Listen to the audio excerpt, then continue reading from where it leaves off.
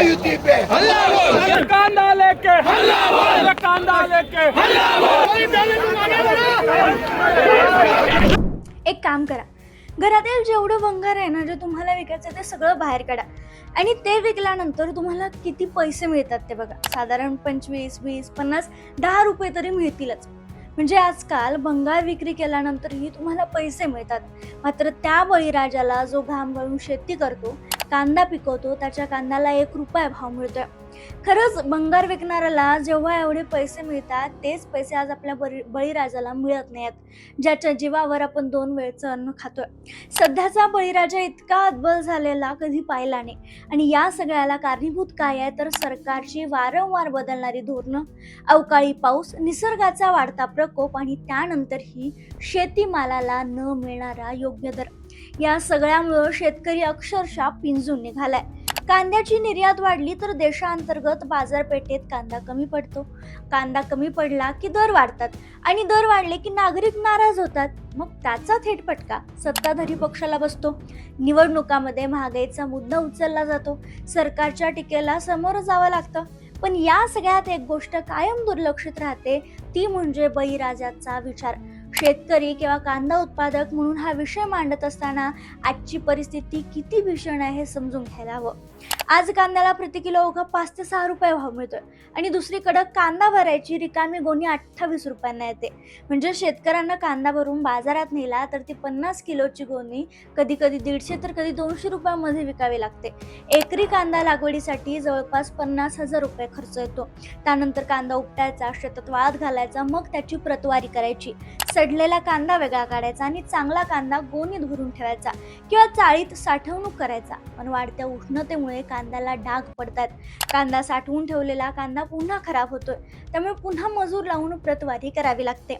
दुसरीकडे अचानक बदलणारं वातावरण, अवकाळी पाऊस, त्यामुळे चाळीत ठेवलेला कांदाही खराब होतो. एवढं सगळं दिव्य पार करून शेतकरी जेव्हा बाजारात कांदा विकायला जातो तेव्हा उत्पादन खर्चही निघत नाही. हातात काहीच राहत नाही. कांदा साठवून ठेवावा तरी नुकसान आणि लगेच विकावा तरी नुकसान, अशी इकडं आड तिकडं विहीर अशी अवस्था आज बळीराजाची झाल्या. सरकार निर्यात बंदी उठवत नाही, त्यामुळे शेतकऱ्यांना आंदोलनं करावी लागतात. पण सरकारचं धोरण इतकं गुंतागुंतीचं आणि लांबलचक असतं की सामान्य शेतकऱ्याला ते समजणंही कठीण जातं. सर्वात धक्कादायक बाब म्हणजे गेल्या 4 महिन्यात सोलापूर कृषी उत्पन्न बाजार समितीमध्ये विक्री झालेल्या कांद्यामध्ये शेतकऱ्याच्या खिशातून जवळपास 400 कोटी रुपये गेले असल्याचा अंदाज व्यक्त केला जातोय. सरकारचं ग्राहक धार्जिन्य धोरण म्हणजे कांद्याचे भाव वाढू नयेत, नागरिक नाराज होऊ नयेत याची जास्त काळजी घेतली जाते. पण त्याच धोरणांचा सर्वात मोठा फटका शेतकऱ्याला बसतोय हे स्पष्ट दिसून येते. कारण ग्राहकाला स्वस्त कांदा मिळावा म्हणून ज्याने तो कांदा पिकवलाय त्यालाच आज आपल्या कष्टाची किंमत मिळत नाहीये हे स्पष्ट दिसून येते. कष्टाने पिकवलेल्या कांद्याला बाजारात मातीमोल भाव मिळत असल्याने राज्यातील शेतकऱ्यांनी कमालीची संतप्तता व्यक्त केली. कांदा उत्पादक शेतकऱ्यांनी याच प्रश्नावर महाविकास आघाडीसोबत आक्रमक होत आंदोलन केलं, जे नुकताच पार पडलं. राज्यात ठिकठिकाणी रास्ता रोको झाली. आंदोलक कार्यकर्त्यांनी नेत्यांनी चक्क गळ्यात कांद्याच्या माळा घालून सरकारच्या विरोधात तीव्र आक्रोश व्यक्त केला. तर कांद्याच्या दरावरून नाशिक जिल्ह्यातील चांदवड येथे आंदोलन चांगलं चिघळलं होतं. मुंबई आग्रा राष्ट्रीय महामार्गावरील चांदवड चौफुली येथे शेतकऱ्यांनी रास्ता रोको आंदोलन केलं. कांद्याला किमान 24 रुपये हमी भाव मिळावा आणि विकलेल्या कांद्याला 15 रुपये अनुदान मिळावं या प्रमुख मागण्यांसाठी हा आक्रोश महामोर्चा काढण्यात आला होता. दरम्यान आंदोलनानंतर केंद्र सरकारकडून रब्बी कांदा 2026 खरेदीसाठी MAPP जाहीर करण्यात आली.